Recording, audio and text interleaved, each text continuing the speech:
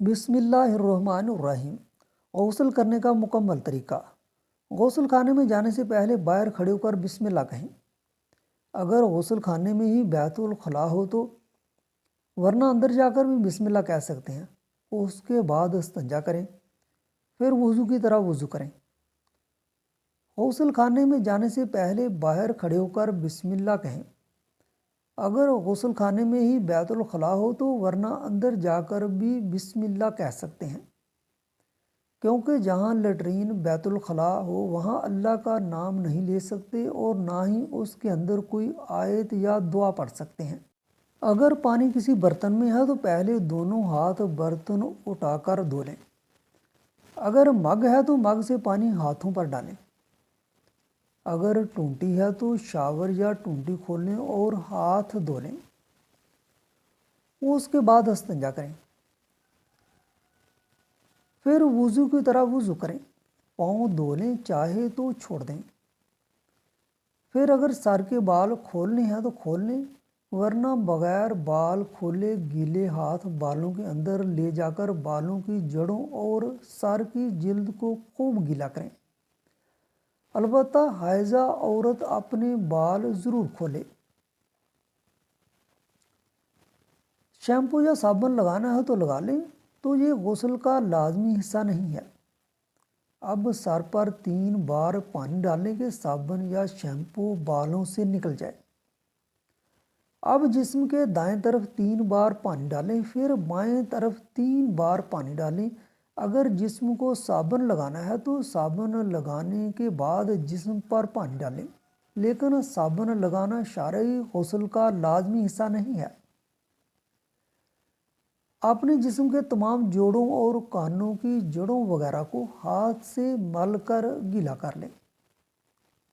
اگر چوڑیاں، بالیاں، نتھ، انگوٹھی یا کوئی اور زیور پہن رکھا ہے تو اسے اچھی طرح ہلا کر اس کے نیچے اور اندر کے حصے میں بھی پانی ڈالنے کی کوشش کریں۔ اگر غسل کے دوران وضو نہیں ٹوٹا، یعنی نہ تو شرمگاہ کو ہاتھ لگا، نہ ری خارج ہوئی،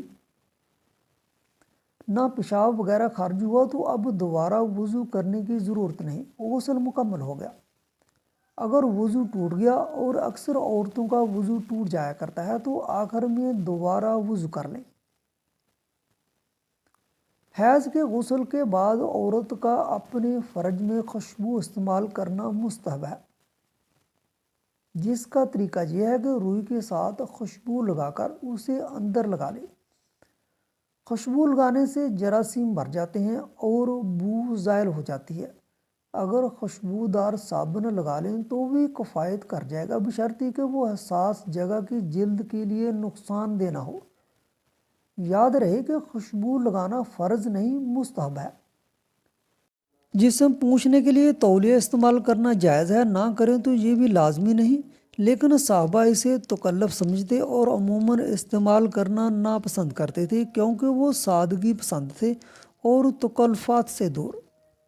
تمام کپڑے پہننے کا آغاز دائیں طرف سے کریں، مثلاً قمیض، پاجامہ، بنیان وغیرہ۔ پہلے وہ کپڑے پہنیں جو زیادہ تر ساتر ہیں، اور گلے میں پہنے جانے والا کپڑا ہی عورت کے لیے زیادہ ساتر ہے، یعنی قمیض، لیکن مرد کے لیے نیچے ٹانگوں پر پہنے جانا والا کپڑا زیادہ ساتر ہے، یعنی شلوار، پاجامہ، تہبند وغیرہ۔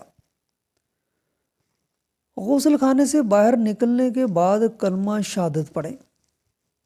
ترجمہ: میں گواہی دیتا ہوں یا دیتی ہوں کہ اللہ کے سوا کوئی عبادت کے لائق نہیں، وہ ایک ہے، اس کا کوئی شریک نہیں، اور محمد صلی اللہ علیہ وآلہ وسلم اس کے بندے اور رسول ہیں۔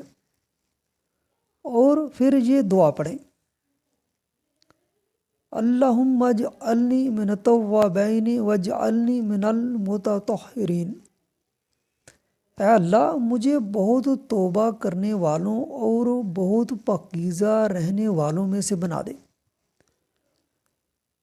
خبردار، وضو یا غسل کرتے وقت کلمہ شہادت یا کوئی اور کلمہ رسول کریم صلی اللہ علیہ وآلہ وسلم اور آپ کے صحابہ نے نہ پڑھا، نہ اس کا کوئی حکم دیا۔ غسل بیٹھ کر بھی کیا جا سکتا ہے اور کھڑے ہو کر بھی۔